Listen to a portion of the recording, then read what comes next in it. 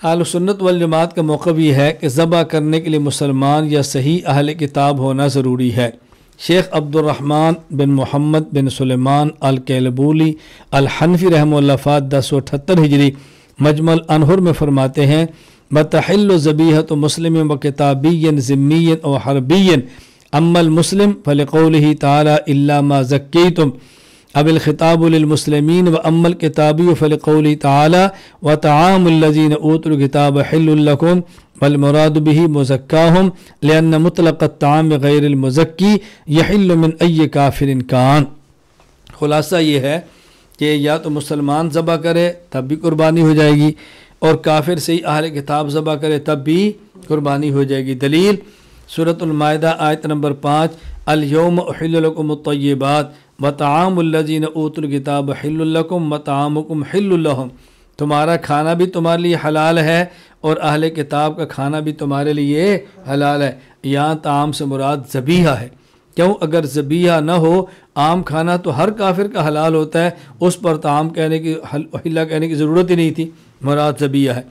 علامہ زین الدین ابن نجیم البحر الرائق میں فرماتے ہیں وحل ذبیحۃ مسلم و کتابی لقولی تعالی وطعام الذین اوتوا الکتاب حل لکم والمراد به ذبائحہم۔ دلیل نمبر 2 صحیح بخاری باب ذبائح اہل الکتاب، حضرت عبداللہ بن عباس رضی اللہ عنہ فرماتے ہیں طعامہم ذبائحہم، طعام سے مراد ان کے ذبیحے ہیں۔ یہ بات دے نشین فرما لیں، آج کل کے دور میں جو یہود و نصارہ ہیں ان میں اکثر ایسے ہیں کہ جو نام کے اور اعداد و شمار میں یہودی ہیں، اعداد و شمار اور گنتی میں وہ نصارہ ہیں، لیکن عقائد کے اعتبار سے نصارہ نہیں بلکہ وہ داعی ہیں، یعنی وجود خدا کا انکار کر رہے ہیں۔ جس طرح آج کے دور میں کتنے مسلمان ایسے ہیں کہ جو نام کے کتنے لوگ ایسے ہیں جو نام کے مسلمان ہیں لیکن عقائد اسلامیہ کو نہیں رکھتے۔ آپ قادیانی دیکھ لیں، وہ لا الہ الا اللہ پڑھتے ہیں، لوگ ان کو مسلمان سمجھتے ہیں حالانکہ وہ مسلمان نہیں ہیں۔ تو جس طرح ہمارے ہاں کتنے لوگ ایسے ہیں کہ جو ظاہری طور پر اللہ کا نام لیتے ہیں، کلمہ پڑھتے ہیں، لیکن ہم ان کو مسلمان نہیں سمجھتے۔ اسی طرح یہود و نصارہ میں ایک بہت بڑی تعداد ایسی ہے کہ جو اعداد و شمار میں عیسائی یہودی لکھے جاتے ہیں لیکن خود وجود خدا کے بھی منکر ہوتے ہیں۔ حضرت مولانا مفتی محمد شفیع صاحب رحمہ اللہ تعالی ارشاد فرماتے ہیں معارف القرآن جلد نمبر 4 صفحہ 48 پہ آج کل یورپ کے عیسائیوں اور یہودیوں میں ایک بہت بڑی تعداد ایسے لوگوں کی ہے جو اپنی مردم شماری کے اعتبار سے یہودی یا نصرانی کہلاتے ہیں، مگر در حقیقت وہ خدا کے وجود کے منکر ہوتے ہیں اور کسی مذہب کے قائل نہیں ہوتے، نہ تورات کے نہ انجیل کے، نہ انجیل کو خدا کی کتاب مانتے ہیں، نہ حضرت موسیٰ علیہ السلام عیسیٰ علیہ السلام کو اللہ کا نبی اور پیغمبر تسلیم کرتے ہیں۔ مولانا محمد قانری رحمۃ اللہ علیہ تفسیر معارف القرآن میں لکھتے ہیں اہل کتاب سے مراد وہ لوگ ہیں جو مذہباً اہل کتاب ہوں، نہ کہ وہ جو صرف قومیت کے لحاظ سے یہودی اور نصرانی ہوں، عقیدہ دہریے ہوں۔ اس زمانہ کے نصارہ عموماً برائے نام نصارہ ہیں، ان میں بکثرت ایسے ہیں جو نہ خدا کے قائل نہ مذہب کے قائل، ایسے لوگوں پر اہل کتاب کا اطلاق نہیں ہوگا۔ اچھا، مولانا مفتی محمد کفایت اللہ دہلوی رحمہ اللہ تعالی فرماتے ہیں آج کل بھی اگر کوئی ایسا شخص ہے جو کسی پیغمبر پر ایمان رکھتا ہے اور کسی آسمانی کتاب پر اعتقاد رکھتا ہے تو آج بھی وہ اہل کتاب شمار ہوگا۔ کفایت المفتی مزید فرماتے ہیں موجودہ زمانے کے اعتبار سے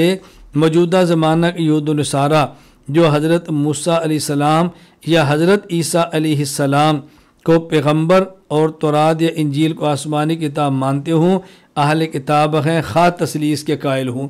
ظاہر ہے کہ جس طرح اس وقت کے اہل کتاب تثلیث کے قائل تھے، قرآن کریم نے پھر بھی ان کو اہل تثلیث کہا، ہم ان کو اہل کتاب مانیں گے، لیکن بعض اہل کتاب ہونے کا دعویٰ کریں اور وجود خدا کا انکار کرتے ہوں، ایسے بندے کو تو اہل کتاب ماننا مشکل ہے۔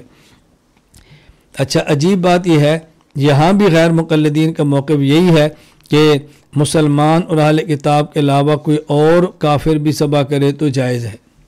یہاں بھی وہی ہے۔ نواب نور الحسن خان غیر مقلد 1339 ہجری وفات عرف الجادی میں لکھتے ہیں ذبائح اہل کتاب و دیگر کفار نزد وجود ذبح بسملہ یا نزد عقل حلال است حرام و نجر نیست. یعنی اگر کوئی کافر ہو وہ ذبح کرتے وقت بسم اللہ پڑھ لے، یا کوئی کافر ذبح کر دے اور مسلمان کھاتے وقت بسم اللہ پڑھ لے تو کہتا ہے بس یہ حلال ہو گیا.